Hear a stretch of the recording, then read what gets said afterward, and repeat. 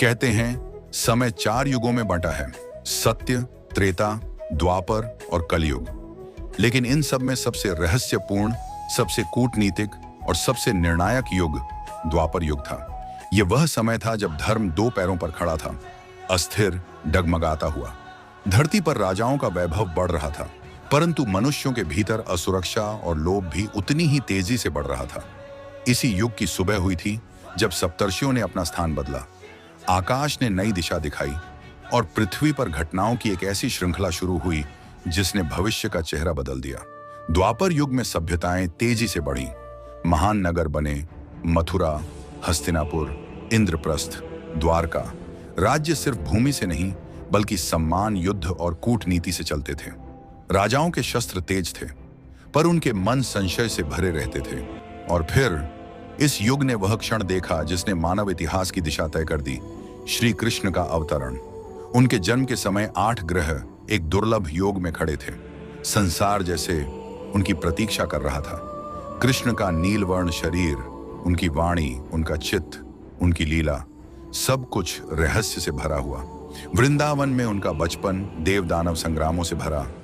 पूतना, तृणावर्त, कालिया, क्या ये सचमुच दिव्य शक्तियां थीं या उस समय की कोई ऐसी साधना जिसे हम आज तक समझ नहीं पाए?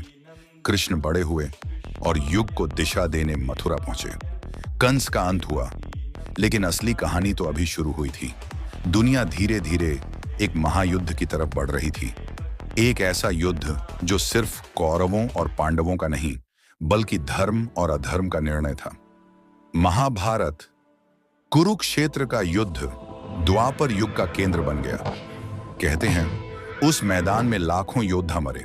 इतिहासकार मानते हैं कभी कभी इन वर्णनों में ऐसी झलकें मिलती हैं जो प्राचीन उन्नत अस्त्रों की ओर इशारा करती हैं, जिन्हें हम आज एनर्जी वेपन्स कहते हैं। ब्रह्मास्त्र, पाशुपतास्त्र, नारायणास्त्र। क्या ये सच में देवताओं द्वारा दिए हुए अस्त्र थे या एक ऐसी तकनीक जिसे प्राचीन लोग दिव्य मानते थे? लेकिन युद्ध सिर्फ शस्त्रों का नहीं था, यह मन का युद्ध था।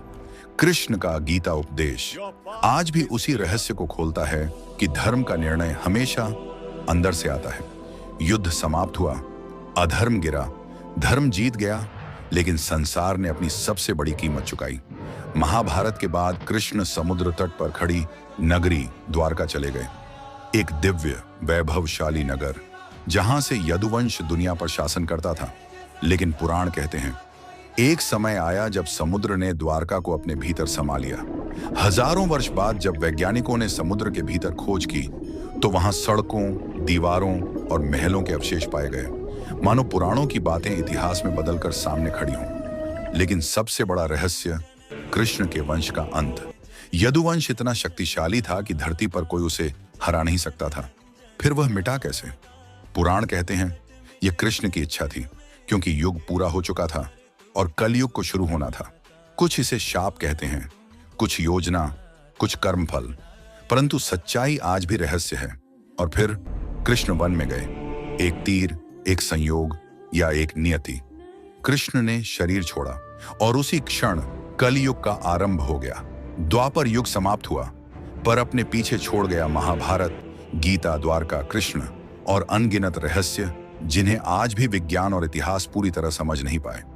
द्वापर युग सिर्फ एक युग नहीं था, यह वह समय था जब मानवता ने अपने सबसे बड़े निर्णय लिए, जहां सत्य और असत्य के बीच की रेखा धुंधली थी और जहां कृष्ण ने यह सिखाया कि युद्ध मैदान में नहीं, मन के भीतर जीता जाता है। जय श्री कृष्णा।